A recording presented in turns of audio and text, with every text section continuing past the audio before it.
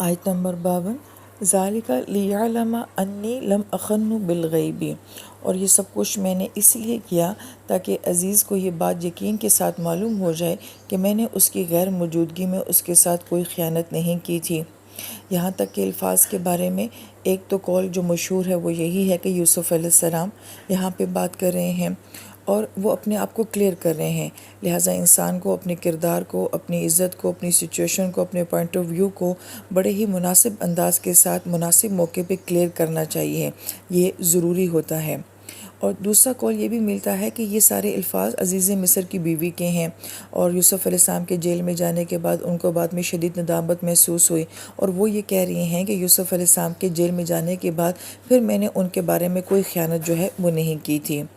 اور پھر آیت کے آخر میں کہا جا رہا ہے کہ وَإِنَّ اللَّهَ لَا يَهْدِي كَيْدَ الْخَائِنِينَ، اور یہ بھی کہ جو لوگ خیانت کرتے ہیں اللہ ان کے فریب کو چلنے نہیں دیتے۔ اب یہاں پہ دو طرح کے الفاظ آئے ہیں، ایک یہدی کا لفظ ہے تو ہدایت کا مطلب ہوتا ہے ڈائریکشن کا ہونا، سیدھا راستہ ہونا، واضح راستہ ہونا،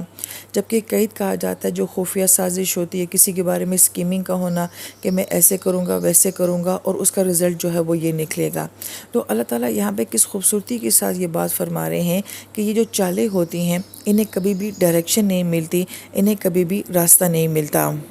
یہی وجہ ہے کہ اکثر چالیں جو ہیں وہ الٹ جاتی ہیں، اور اس کی وجہ کیا ہوتی ہے؟ کیونکہ چالوں کو ڈائریکشن اور راستہ نہیں ملتا ہے، تو جب انہیں آگے کا کوئی راستہ نہیں ملتا تو پھر جو کر رہا ہوتا ہے وہ چالیں اسی کے اوپر الٹ جاتی ہیں۔